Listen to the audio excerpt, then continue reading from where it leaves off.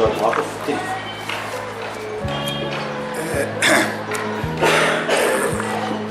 النهارده بستكمل معاك التسجيل، وبقول لك اليوم يعني الحلقه بتاع النهارده ان شاء الله هتكون عباره عن مجموعه مواقف. وقبل ما ابدا المواقف معاك بس اقول لك ان انا كواحد مننا لما دخلت فرنسا كان ما اعرفش غير عبد الله شنن بس هناك، لكن انا حبيت النهارده اديك برضو فكره عن مجموعه من ناهيه اللي لما رحنا هناك فوجئنا بالعدد الكبير ده والكم الهائل ده من الناس النهاونه، اللي منهم من كان ظهر لنا في كل احوالنا، في كل تصرفاتنا، في تقديم الخدمات لنا، ومنهم من كان مكبر دماغه من ناحيتنا خالص ما بنشوفوش الا في المناسبات في الاعياد زي كده. طبعا المجموعه ديك اقدم من كان فيهم كان محمود الخشني اللي انا قلت لك عليه قبل كده، اللي هو ابو باسم. بتتوالى بقى بعد كده المجموعات اللي طبعا نوه ان هو اتزوج بالفرنسيه. ما انا هحكي لك بعد كده حاجات كتيره عنه. بتتوالى بقى بعد كده بعض الناس التانية اللي هي بيتولى بعد دخول فرنسا، بعد كده دخول فرنسا ناس منهم مثلا ماهر منصور، ومنهم طبعا عبد الله شنن، ومنهم في نفس التوقيت كان محمود شحاتة. ممكن تكون انت ما تعرفوش بس برضه اقدر اديك ملمح عنه ربما يقابلك تبقى عارفه. هو راجل محترم باني عمارة جنب مكتبة محمد منصور بالظبط القديمة، مكتبة محمد منصور القديمة اللي كانت على طريق ناهية كرداسة، في عمارة كده هناك. وباني بيت الشرق برضو حاليا، وراجل فلاح أصيل كان متجوز من تونسية. في بعض المصريين اللي اتجوزوا من أغراب من جنسية تانية، تونسية أو فرنسية أو جزائرية، ومنهم من اتجوز من ناهية. محمود شحاتة من الناس اللي اتجوزت من تونسية، عبد الله شنن من الناس اللي اتجوزت من مصرية، ابو باسم اللي هو محمود الخشني من الناس رغم عرقته وتعصله في فرنسا لفترات طويله جدا الا انه تزوج من مصريه. طبعا. ومحمود ليه وجهه نظره تفتكر في هذه؟ ما انا هقول لك كل الاسرار دي. محمود شحاتة اتجوز من فرنسويه، وبرضه من الناس اللي اتجوزت من مصريه كان ماهر منصور قلت لك عليه. في واحد بقى ده كان من ناهيه بس ما كانش اساسا قاعد في ناهيه قوي، اسمه مصطفى الفزاني. ده بقى اللي فعلا انا اتسندت عليه لما وقعت على دراعي، وده اللي جري بيا بقى زي الاب وابن بصراحه. فانا يعني بديل له بكل الفضل وكل الشكر وكل الحقيقه يعني كل المجهودات الطيبه اللي عملها معايا. مصطفى الفزاني برضو من الناس اللي اتجوزت من تونسيه وخلف منها يجي 5، وبعد كده فجأة لقيته جه ناهية واتجوز ربنا كرمه واتجوز واحدة مصرية، واحدة مش عارف من ناهية ولا منين، غالبا هو من ناهية عشان أنا فعلا قابلته مرة وسألته فقال لي من ناهية. في برضه من ناهية اللي هناك ممدوح مطر لما اتجوز من ناهية. فدولك الناس اللي أنا بقول لك لما رحنا هناك كانوا هم السند لينا. من المواقف بقى اللي انا هذكرها لك النهارده عشان بسميه يوم المواقف، افتكرت لك موقف ليا. انا قلت لك ان انا لما كنت ساكن في فرنسا كنت ساكن في منطقه الباستيل، وكان السكن ده بتاع واحده يهوديه، وكان السكن ده في قمه العماره اللي احنا ساكنين فيها. اخر حاجه في العماره بيبقى اوضه اسمها استوديو، بتبقى عباره عن اوضه بحمامها، وبتبقى السقف بتاعها متسقف بالطريقه المثلثيه كده من فوق عشان المطره لما تنزل ما تقعدش على السطح، تتزحلق وتنزل يبقى لها مجرى معينه. افتكرت موقف والله العظيم الموقف ده صدق. في يوم من الايام كنا قاعدين انا ومحمد رشاد، وفي الفتره دي في الايام دي كانت الجو برد قوي، فما خرجتش اشتغل، فكنت قاعد انا ومحمد، فقلت اغسل الهدوم بتاعتي اللي هي بتاعت الشغل او الهدوم بتاع الداخليه بتاعتي. وانا بغسل اللبس بتاعه وبنشره، بصيت ايه درجه، طبعا درجه الحراره احنا بنبقى عارفينها من بالليل، درجه الحراره كانت اكتر من 15 تحت الصفر. فانا بنشر الفانيلات بتاعتي، شيء طبيعي ان الحاجه بتيجي انت تنشرها بتنقط ميه. اقسم لك بالله الميه وهي نازله من الفانيلا اتجمدت في الهواء وما نزلتش، وهي نازله كده في القميص عمل زي ما تقول شريط من الماء المتجمد، اوله القميص او اوله الفانيلا واخره تحت منه بحوالي 25 سم. هذا من درجه تلوجه الجو. كنا برضو واحنا نايمين او احنا قاعدين في المسكن بتاعنا ده حاطين حاجه اسمها اللهم صل على سيدنا محمد، اللي هو الدفايه، بس انا ناسي اسمها بالفرنسيه. انا دايما بحب احط لك كلمات فرنساوي في الحديث معاك، لكن انا ناسي. فكنا بنحط دفايه زيت، كنا بنحطها بمجرد ما نحطها في الكهرباء تسخن تبص لونها احمر، تخليك المكان وكانك في الصيف، تقعد طبيعي. فكنا بقى بنقعد بنتسلى انا ومحمد رشاد زرزوره ربنا يديله الصحه والعافيه، كان له بنات عندنا هنا في المدرسه، منهم بنت اسمها منى. نقعد نتسلى ونقعد نقلب في ذكريات ناهيه، ويجيب سيره بقى. طبعا حمدي شعيبي كان معايا في فرنسا بس ما كانش قاعد معايا في السكن، فكنا بنقعد انا ومحمد رشاد نفتكر حمدي شعيبي له كان لكم مواقف تهلك من الضحك. ده كان موقف اللي هو موقف بروده الجو، من المواقف برضو المتعلقه ببروده الجو اللي انا فاكره مش هنساه. كنت ببقى شغال في الواجهه العماره، فنبص نلاقي نفسنا من بروده الجو. الواحد بقى رغم ان الواحد كان عنده 30 سنه في الفتره دي او اقل قليلا، بس الواحد برضو كان بيتاثر بالبروده. فكنت اسيب الشغل وانزل جري على تحت على الحمام، اعمل حمام 10 دقايق وابص الاقي نفسي تاني عايز انزل اعملها تاني في الحمام من بروده الجو. كنت بتاثر وكانك زي العيل الصغير اللي عايز يعملها كل شويه على نفسه. من بروده الجو برضو وانا ماسك حته بروده الجو، كنا الزيت اللي احنا بندهنه في الواجهه بتاع كان بيتجمد مننا. كنا نعمل ايه؟ كنا نروح مولعين تحت منه وندفيه عشان يسيل شويه، ونضرب رولتين على الحيطه ونرجع تاني نعيد تسخين. ده كان بعض المواقف. في موقف محمود الخشني اللي هو ابو باسم، وده كان الكبير بتاعنا هناك العمده. فافتكر له موقف، كنا نزلنا شغل معاه انا ومحمد رشاد في شغل خارجي. فانت الشغل الخارجي عشان تشتغله لازم الاول تعمل حاجه اسمها اعدادات زي كده. لازم الاول احنا نتعلم ازاي نركب الشفتاج. الشفتاج ده يا استاذ بسام كان عباره هو اسمه ابو باسم وانت اسمك بسام. الشفتاج ده عباره عن السقاله الحديد اللي حاليا انت بتشوفها هنا. اذا كنت تشتغل شغل خارجي يا اما بتعمله نظام بلاتو زي ما انا حكيت لك قبل كده بالاحبال، وتبقى بلاتو تطلع كل ما تحب تطلع دور تشد الحبل انت وزميلك في وقت واحد متوازن عشان ما يحصلش عدم توازن فيختل التوازن بتاعك. فممكن الزيت اللي معاك في البتون ممكن يقع على الناس اللي انت ماشي تحت، او ممكن انت لا قدر الله تقع فتموت فتبقى مشكله. خد بالك احنا في الايام ديت في العماره ديت اللي كان شغال واخدها الشغلانه الكبيره دي اللي كان واخدها محمود الخشني، ما كناش عاملين بلاتو، كنا عاملين شفتاج اللي هو سلم او سقاله حديد.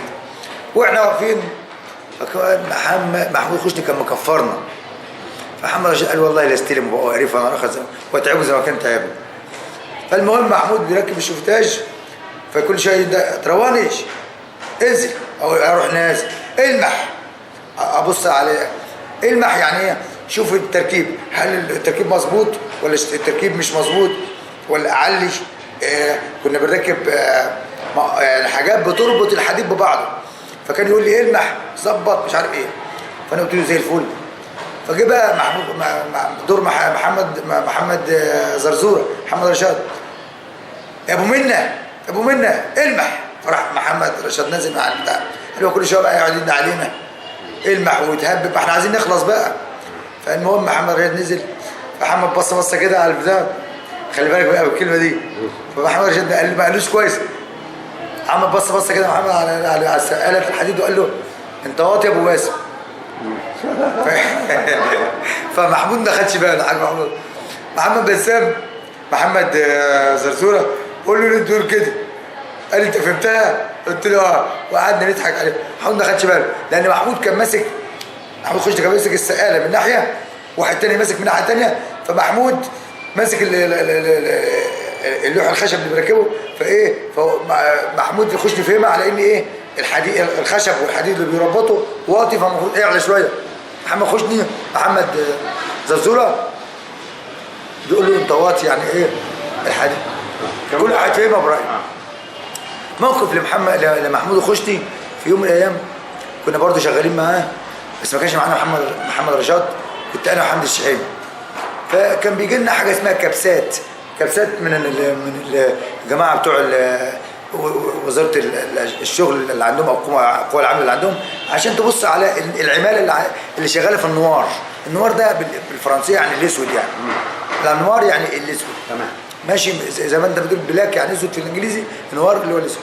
فكانت الجماعه بتوع المتابعه دول اللي هم تبع الاشغال وتبع القوى العامله اللي عندهم لازم يشوفوا الناس اللي شغاله هل ديكلاريه، كنا بنقولها يعني يعلن معلنه. ايوه كنا بنقولها بالبلدي كده، مدكلارين ولا لا، يعني شغالين بطريقه معلنه ولا بطريقه من تحت لتحت في النوار. ده مفهوم كلمه. محمود الخشني شاف الجماعه دول، حس ان جايين، فراح قال كل واحد يلبس ويجري. البلد اللي ما يعرفكش حد فيها شلح واجري. ده اسلوب محمود الخشني. ورحنا لابسين لبسنا وجرينا. كان في واحد او اتنين بس معانا هم اللي كانوا ديكلارين، هم اللي قعدوا يشتغلوا وكملوا. وبعد كده بقى اتصلنا بيه بالليل وقال اليوم ما يتحسبش، انتوا ما اشتغلتوش. ده طريقه محمود الخشني، الله يمسيه بالخير، هو راجل محترم. ولكن انا بقول لك مواقف ممكن يدفنها التاريخ لو ما اتقالتش، يعني فيها بسمه كده وفيها من المواقف الحلوه برضو اللي افتكرها لمحمود الخشني. الظاهر ان حلقات اليوم كله يبقى محمود الخشني، خد بالك.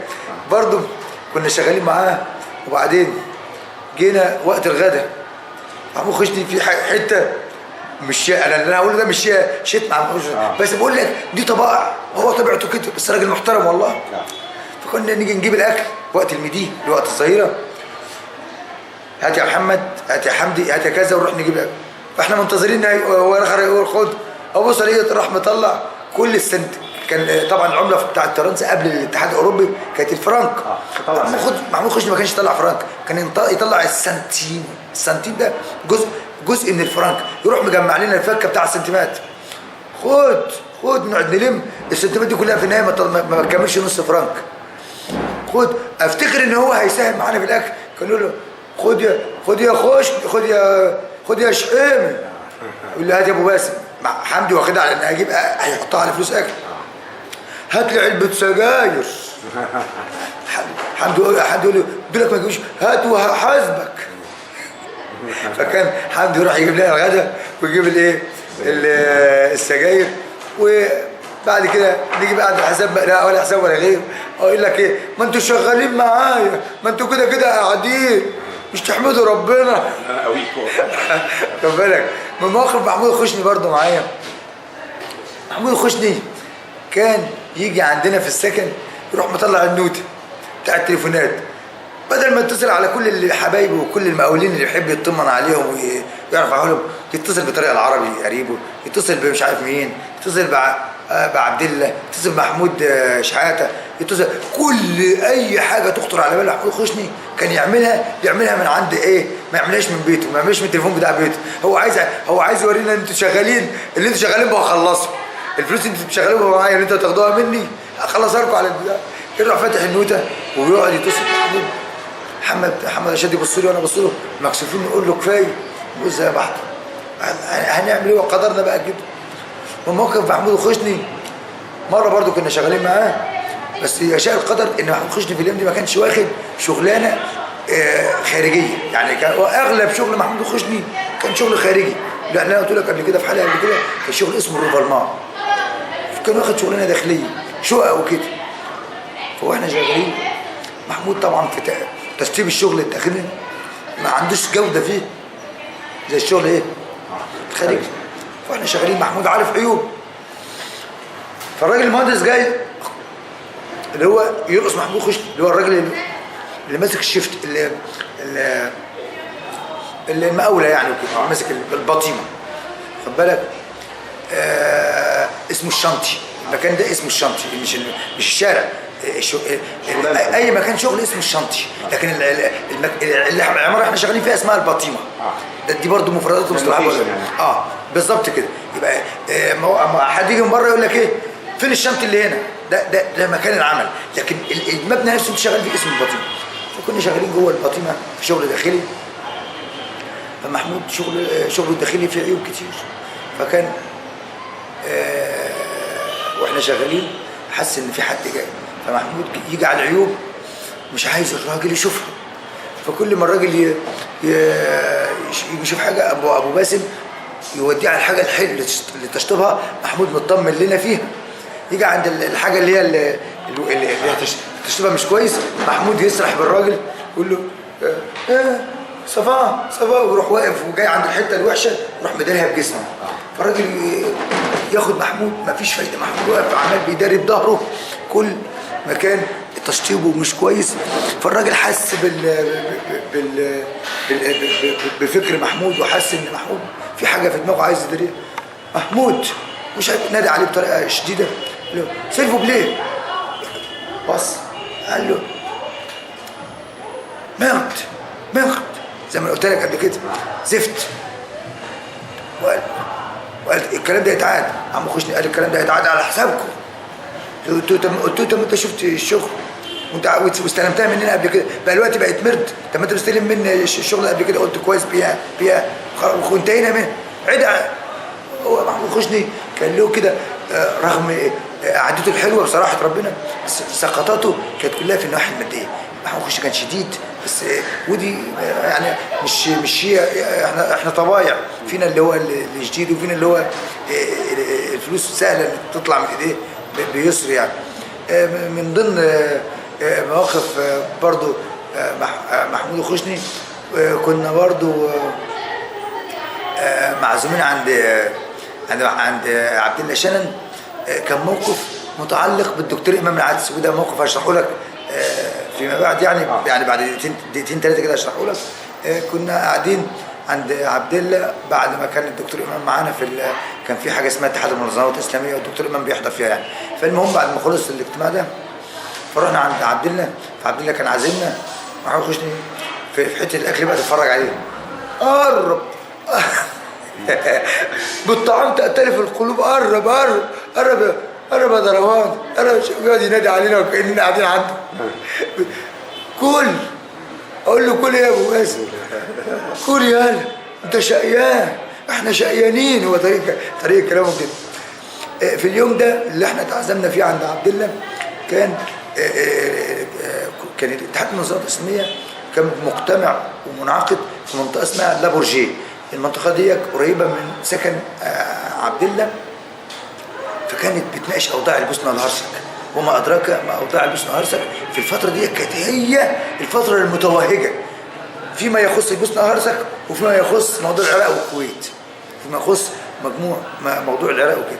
فكنا في النهار كنا مجتمعين في منطقه لابورجيه جنب مطار اسمه مطار لابورجيه. فكان الدكتور امام العدس كان عندنا، والدكتور اسمه القطان، ودكتور اسمه وراجل من تونس مشهور قوي تقريبا، هو تقريبا والله اعلم اللي هو ماسك الحكومه التونسيه دلوقتي، اللي اسمه اللهم صل على سيدنا محمد. هفتكر لك اسمه دلوقتي لان هو اسمه بيتردد قوي في النشرات اليومين دول. فكنا هناك، فكان الدكتور امام كان بيلقي كلمه بالنيابه عن الجماعات الاسلاميه في المصريه. فكان جاي له دعوه يعني هناك. فكنا بنلم تبرعات لاهل البوسنه والهرسك في الفتره دي، لان كانوا طبعا العدوان الصربي كان عليهم، وكنا بنتفرج على افلام، كنا بنشوف مهازل البوسنه والهرسك. فالحمد لله رب العالمين ربنا اكرمنا، وكنا برضو سدادين في الموضوع ده مع الدكتور امام، ودفعنا فلوس كويسه قوي احتسبنا عند ربنا عز وجل. اقف معاك لحد كده واستكمل معاك اخو بيه. بس احنا عايزين نعرف يعني تقدر تسالني وانا اقدر اجاوب اي سؤال. امتى نزلتوا اول اجازه ورجعتوا تاني بعدها؟ معلش. انا لما دخلت فرنسا في شهر اواخر 7 واوائل 8 اغسطس سنه 89. اغسطس 89 اول ما دست في فرنسا كانت اغسطس 89. الفتره دي قعدت فيها بعد ما دخلت، يعني قعدت لمده سنه ونص هناك، لحد اول مره نزلت فيها نزلت في رمضان بعد سنه ونص، رمضان اللي هو بعد كده. وافتكر حاجه حلوه قوي طالما انت سالتني السؤال ده. اول ما دخلت فرنسا طبعا قبل ما اخش فرنسا كان ليا شله كنا بنقعد مع بعض قدام دكان حد الشعيمي اللي انت عارفه اللي في السيريه. وكان احد اطلاع القعده ديك الله يرحمه استاذ احمد ابو حمود اللي كان شغال في الضرايب، اعتقد ان انت تعرفه، ابو عمرو. وكان معانا مجدي عبد الشافي اللي هو يبقى قريب محمد جاد عبد الشافي اللي معانا هنا في المدرسه. وكان معانا اسماعيل الليسي الله يرحمه، الثلاثه دول الله يرحمهم. وكان معانا عبد الباسط الشحيمي، والاستاذ حسين المسلماني انت عارفه برضه اللي هو حاليا معانا في شركه التدريس. فكنا قاعدين مع بعض في الدكان بالليل نقعد نلعب دومنه ونقعد نلعب بتاع الشطرنج. فلما انا دخلت فرنسا شيء طبيعي ان الناس دي كنت متعلق بيهم جامد. انا دخلت قبل حمد الشحيمي بشهرين فرنسا. فالمهم اول ما دخلت اول حاجه عملتها يا استاذ بسام رحت شاري كارت. هناك نظام اللي ما كانش لسه طلعت الموبايلات ولا الكلام ده، ما كانش عندي طبعا في السكن بتاعي ما كنتش لسه عندي تليفون ولا حاجه، كنت لسه اقدم على تليفون. فالمهم رحت شاري كارت واتصلت من الشارع. اول حاجه عملتها طمنت اهلي ابويا وامي ان انا وصلت. وتاني حاجه رحت متصل بالشله، عندي تليفون عمك الحاج عبد الفتاح الشحيمي في في الدكان. وقعدت احكي لهم بقى وكاني عليك الصلاه كده، وكاني حتى هم قالوا لي انت كنت عامل زي الكروي الساذج الذي ابهرته معالم فرنسا. كروي ساذج ابهرته. بقيت اقول لهم، بقيت احكي لهم بقى يومياتي وانا في وانا في القلب الكابينه بتاع التليفون وانا بكلمهم. معلش عندي بس عايزين يعني دي اول زياره نزلت قضيت فيها رمضان. في خلال السنه ونص دي كانت في مواقف كتير انا حكيتها لك. نزلت بقى طبعا في اول السنه ونص الاولانيه دي حمد الشحيمي خطب احدى قريباتي وقعد خطبها فتره، فانا غيرت منه فرحت النهار اخر خاطب واحده برضه من عائله محترمه مش هقول هي مين، خد بالك، وجوزها برضه انسان محترم. فالمهم خطبت وقعدت خطبها لمده سنه ونص، وبعد كده لما شاء القدر ان انا اكمل معاها، وكان هو ده اول نصيب يعني. تمام. ونزلت في رمضان يا استاذ بسام. وكان رمضان بالنسبه لي حاجه حلوه ان انا انزل افطر معاهم في رمضان، لاني انا خبطت لي بتاعي 10 ايام او 10 ايام في رمضان في فرنسا، وما كملتش رمضان كله في فرنسا، بقيت نازل مستكمله في نايه مع اهلي و10 ايام على راي الدكتور. كيف كان رمضان في فرنسا؟ هل له معالم خاصه؟ هل في اماكن معينه تستطيع ان تخص؟ الحقيقه رمضان مش يعني انت لما تسالني عن رمضان ما تحسوش الا في مصر. اولا فرنسا هي مش كده هي مش دوله عربيه.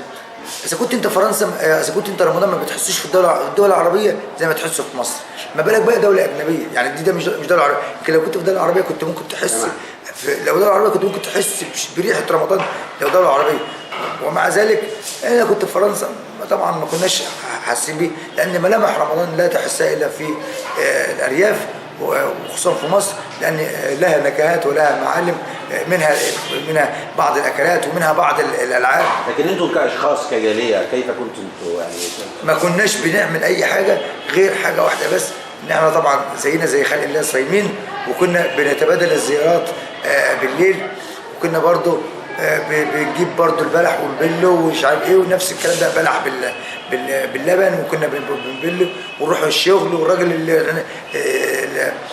بتاع ده اللي هو الارشيتكت اللي هو المهندس بيستغرب ازاي احنا شغالين وصايمين، فكنا نحكي له نقول له ده رمضان، فكنا نفهمه يعني ايه رمضان ويعني ايه ده حاجه حرام علينا ان احنا نفطر فيها ونحاول فكان الراجل بيتفاهم، ودي عقيده ما كانش حد بيتكلم فيها كتير، فكانت فيها ثوابت يعني. طيب استاذ حمدي معلش، يعني انتوا كطابع مصري وبالذات ريفيين، كونكم تنتقلوا انتقاله ثانيه الى عالم اخر من الحداثه واخلاق مختلفه وعادات مختلفه، يعني اتكلمنا عن بعض المشاهدات اللي كانت تختلف تماما وكيف توأمت معها، يعني اخلاقيات غير اخلاقيات، عادات غير عادات، كيف جاهدتم هذه الاغراءات الشديده اللي موجوده في فرنسا؟ يعني في جانب اخلاقي انتوا اتربيتوا عليه، دخلتوا لقيتوا حاجه ثانيه خالص، يعني هل هذه كانت تسبب لكم مشكله؟ انا فهمت سؤالك وهرد لك عليه رد حلو. يعني احنا طبعا انت عارف ان المصريين دايما صوتهم عالي في الحوار، ده المصريين والعرب صوتهم اعلى من المصريين، وان كان المصريين صوتهم اقل. المصريين برضو الى حد ما صوتهم هادي شويه، رغم ان احنا بنقول عليه صوت عالي. فمن ضمن الحاجات اللي احنا شفناها بره، انت بتسالني على الاخلاقيات والعادات والسلوكيات والعرف والعادات والتقاليد، احنا شيء بشيء لابد ان هناك صدمه اول في اول لا اتكلمنا عنها. انت شيء طبيعي انك انت لازم تتكيف ويبقى عندك زي ما بتقول عليه ادابتر ولا كونديشن. لا ادابتيشن مع اللي حواليك. فانت لما بتشوف سلوكياتهم لو انت خالفتها بتلاقي نفسك الكل بيبص عليك بتخلف، بانك متخلف. كنت لازم تتعلم توطي صوتك، تتعلم انك بتاكل بطريقه معينه، بتتعلم ان ازاي تتعامل مع الناس اللي حواليك، بتتعلم ازاي لو انت حاسس انك هيخرج منك ريح في مكان معين ازاي تمسك نفسك، خصوصا في بعض المناطق المغلقه زي المترو. فكان فينا حاجات، ولكن مع ذلك برضو كان في حاجات معينه كانت بتشد انتباهك لما تشوفها لانها غريبه عن مجتمعك الشرقي، زي انك انت تشوف واحد بيبوس واحد فرنساوي، بيبوس واحده ست فرنساويه، كنت انت حاجه زي كده انت لسه جديده عليك، كانت بتبهرك، فبص تلاقي نفسك انت عينك مش عايز تشن عليها، واللي حواليك عمالين بيبصوا عليك وكانها انت بتعمل ايه؟ انت في عالم، دي حاجه عاديه انت المفروض ما تبصش عليهم، هي دي بلدهم وهم اتربوا على كده، ودي حاجه ما تخصكش انت. خد بالك؟ فدي كانت من الحاجات اللي احنا بدانا شيء في شيء نتعلمها وما نديهاش اي بال ولا اي اهتمام مع مرور الوقت يعني. تمام. من ضمن بقى الحاجات برضو استكمالا لسؤالك، من الميزه الحلوه ومن المزايا الحلوه اللي موجوده في فرنسا، لان طبعا انت عارف ان فرنسا قوامها مجتمعها مجتمع غربي، لكن تلته تقريبا او اقل من تلته قليلا عرب، منهم الجاليه الجزائريه اللي بتمثل ملايين هناك، ومنهم لعيبه كتير قوي انت عارفهم في الدوري الفرنسي والدوري الاوروبي، زي زين الدين زيدان وزي كريم بنزيما وزي نصري وغيره وغيره وغيره. كان في جاليه عربيه كتير هناك، فطبعا الجاليه العربيه دي كان في تواصل بينها وبين بلادها، ففي راديو انشئ هناك علشان يربط العرب باللغه العربيه، عشان اللغه العربيه ما تندثرش معهم، لان في اجيال بيسموها هناك الجيل الثاني والجيل الثالث اللي بيتولدوا هناك في فرنسا ما كانوش بيعرفوا يتكلموا عربي، كلامهم كله كان باللغه الفرنساوي. فكان لما تيجي تتكلم مع واحد جزائري او تونسي او مغربي او لبناني او سوري، المصري كان احسن واحد يتكلم لغه عربيه، احسن واحد يتكلم عربي دارج. هم كانوا على فكره العرب كلهم كانوا يفهموا المصري، لكن احنا المصريين ما كناش بنعرف نفهمه. ليه؟ لان المصري لما كان يروح هناك كان بيتكلم بلغه الدارجه اللي هم سمعوها في الافلام، هم بيحبوا يتفرجوا على الافلام المصريه كتير، فكانت لهجه ولغه الافلام المصريه كانت بتعلمهم بتعلموها بشكل الفاظ اللهجه المصريه ومترادفات ومفردات اللغه العربيه والمصريه الدارجه، فكانوا بيفهمونا بسرعه، يفهم انا عايز اقول له، فكان حتى كان يحب يسمع المصري، كان يحب هم يفهموا المصري ويحبوا يسمعوا المصري وهو بيتكلم. لكن لما كنت تيجي تتكلم مع اي واحد جزائري او لبناني او لا مش لبناني، جزائري او تونسي او مغربي كده، فكنت تلاقي نفسك بتتكلم معاه يروح مكلمك 30 كلمه فرنساوي وهتروح حاطط لك 4 كلمات عربي، فكنت تلاقي نفسك مش فاهم كويس منه، فتقول له عيد انا مش فاهم، كان يقعد يعيد عليك مره وثانيه على اسماعك عشان تفهم منه. فطبعا انا كنت بقول لك ان كان في اذاعه هناك اسمها اذاعه الشرق.